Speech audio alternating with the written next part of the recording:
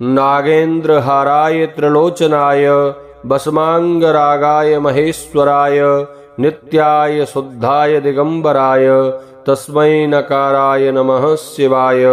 नमस्कार प्रिय बंधुओं, आप सभी का हमारे YouTube चैनल में बहुत बहुत स्वागत है। आज के इस वीडियो में आप श्रवण करेंगे चैत्र मास के शुक्ल पक्ष के रवि प्रदोष व्रत की कथा। इस बार चैत्र शुक्ल पक्ष का प्रदोष व्रत 21 अप्रैल रविवार के दिन किया जा रहा है। रविवार के दिन पड़ने के कारण यह रवि त्रयोदशी व्रत अथवा रवि प्रदोष व्रत के नाम से जाना जाता है। आइए श्रवण करते हैं रवि प्रदोष व्रत की कथा। एक बार प्रेम से कहिए, बोलिए शंकर भगवान की जय, पार्वती माता की जय। बंधुओं, एक समय सर्व प्राणियों के हितार्थ परम पावन भागीरथी के तट पर ऋषि समाज द्वारा विशाल गोष्ठी का आयोजन किया गया। विद्वान ऋषियों की एकत्रित सभा में व्यास जी के परम प्रिय शिष्य पुराण वेता श्री सूत जी महाराज हरि कीर्तन करते हुए पधारे। सूत जी को देखते ही सौनक आदि 88,000 ऋषि मुनियों ने खड़े होकर दंडवत प्रणाम किया। महाज्ञानी सूत जी ने भक्ति भाव से ऋषियों को हृदय से लगाया तथा आशीर्वाद दिया। विद्वान ऋषिगण सब शिष्य अपने अपने आसनों पर विराजमान हो गए। मुनिगण विनीत भाव से पूछने लगे, हे परम दयालु, कलयुग में भगवान शिव की भक्ति किस आराधना द्वारा उपलब्ध होगी, हम लोगों को बताने की कृपा कीजिए, क्योंकि कलयुग के सभी प्राणी पाप कर्म में रत रहकर वेद शास्त्रों से विमुख रहेंगे, दीनजन अनेक कष्टों से त्रस्त रहेंगे। हे मुनि श्रेष्ठ, कल काल में सत्कर्म की ओर किसी की रुचि न होगी। जब पुण्य क्षीण हो जाएंगे तो मनुष्य की बुद्धि असत्य कर्मों की ओर खुद ब खुद प्रेरित होगी, जिससे दुराचारी पुरुष वंश सहित समाप्त हो जाएंगे। इस अखिल ब्रह्मांड पर जो मनुष्य ज्ञानी होकर ज्ञान की शिक्षा नहीं देता, उस पर परमपिता परमेश्वर कभी प्रसन्न नहीं होते। हे महामुने, ऐसा कौन सा उत्तम व्रत है जिससे मनवांचित फल की प्राप्ति होती है? आप कृपा करके बतलाइए। ऐसा सुनकर दयालु हृदय श्री सूत जी कहने लगे, हे श्रेष्ठ मुनियों तथा सौनक जी, आप धन्यवाद के पात्र हैं। आपके विचार परम सराहनीय एवं प्रशंसनीय हैं। आप वैष्णवों में अग्रगण्य हैं, क्योंकि आपके हृदय में सदा परहित की भावना रहती है। इसीलिए हे सौनक आदि ऋषियों, सुनो, मैं उस व्रत को तुमसे कहता हूँ जिसके करने से सब पाप नष्ट हो जाते हैं। धन वृद्धि कारक, दुख विनाशक, सुख प्राप्त कराने वाला, संतान देने वाला तथा मनवांचित फल प्राप्त कराने वाला यह व्रत मैं तुमको सुनाता हूँ, जो किसी समय भगवान शंकर ने सती को सुनाया था और उनसे प्राप्त यह परम श्रेष्ठ उपदेश मेरे पूज्य गुरु जी ने मुझे सुनाया, जिसे आज आपको मैं सुना रहा हूँ। श्री सूत जी कहने लगे कि आयु वृद्धि और स्वास्थ्य लाभ हेतु त्रयोदशी का व्रत करें। इसकी विधि इस प्रकार है, प्रातः स्नान कर निराहार रहकर भगवान शिव का ध्यान करें और शिव मंदिर में जाकर भगवान शंकर की पूजा करें।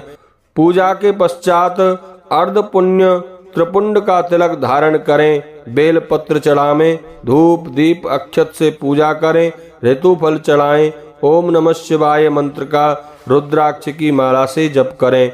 ब्राह्मण को भोजन कराकर सामर्थ्य के अनुसार दक्षिणा दें। तत्पश्चात मौन व्रत धारण करें। व्रती को सत्य भाषण करना परम आवश्यक है। हवन में आहुति भी देनी चाहिए। मंत्र है ओम ह्रीम क्लीम नमः शिवाय स्वाहा। इस मंत्र से 11, 21 अथवा 108 आहुति लगानी चाहिए। व्रतकर्ता को पृथ्वी पर शयन करना चाहिए। एक बार भोजन करे, इससे सर्व कार्य सिद्ध होते हैं। श्रावण मास में तो इसका विशेष महात्म्य होता है। यह सर्व सुख, धन और आरोग्यता देने वाला व्रत है। यह व्रत सभी मनोरथों को पूर्ण करता है। सौनक आदि ऋषि बोले, हे परम पूज्य महामते, आपने यह व्रत परम गोपनीय, मंगलप्रद, कष्ट निवारक बतलाया है। कृपया यह बताने का कष्ट करें कि यह व्रत किसने किया और उससे क्या फल प्राप्त हुआ। श्री सूत जी बोले, हे विचारवान ज्ञानियों, आप भगवान शिव के परम भक्त हैं।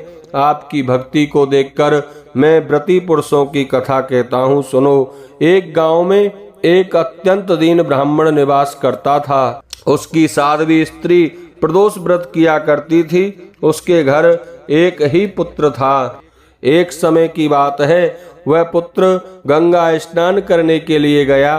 दुर्भाग्य से मार्ग में चोरों ने उसे घेर लिया और वह कहने लगे कि हम तुझे मारेंगे, नहीं तो तू अपने पिता का गुप्त धन बतला दे। बालक दीन भाव से कहने लगा, हे बंधुओं, हम अत्यंत दुखी और दीन हैं, हमारे पास धन कहाँ है।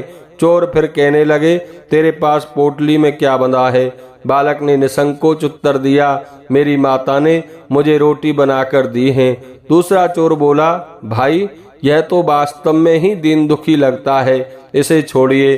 बालक इतनी बात सुनकर वहां से प्रस्थान करने लगा और एक नगर में पहुंच गया। नगर के पास एक बरगद के पेड़ के नीचे वह बालक थक कर बैठ गया और उसे पेड़ की छाया में नींद आ गई। वह सो गया। उस नगर के सिपाही चोरों की खोज कर रहे थे कि खोज करते करते वह बालक के पास आ गए। सिपाही बालक को भी चोर समझकर राजा के पास ले गए। राजा ने उसे कारावास की सजा दे दी। उधर बालक की माँ भगवान शंकर जी का प्रदोष व्रत कर रही थी। उसी रात्रि राजा को स्वप्न हुआ कि यह बालक चोर नहीं है, प्रातः काल ही छोड़ दो, नहीं तो आपका सारा राज्य वैभव शीघ्र ही नष्ट हो जाएगा। रात्रि समाप्त होने पर राजा ने उस बालक से सारा वृतांत पूछा। बालक ने सारा वृतांत कह सुनाया। सारी बात जानकर राजा ने सिपाही भेजकर बालक के माता पिता को पकड़वा कर बुला लिया। राजा ने उन्हें जब भयभीत देखा तो वह कहने लगा, तुम भय मत करो, तुम्हारा बालक निर्दोष है। हम तुम्हारी दरिद्रता देखकर 5 गांव तुम्हें दान में देते हैं। भगवान शिव की दया से ब्राह्मण परिवार अब आनंद से रहने लगा। इस प्रकार जो कोई इस व्रत को श्रद्धा से करता है उसे आनंद प्राप्त होता है और संसारिक सुखों की प्राप्ति होती है। बोलिए शंकर भगवान की जय, पार्वती माता की जय।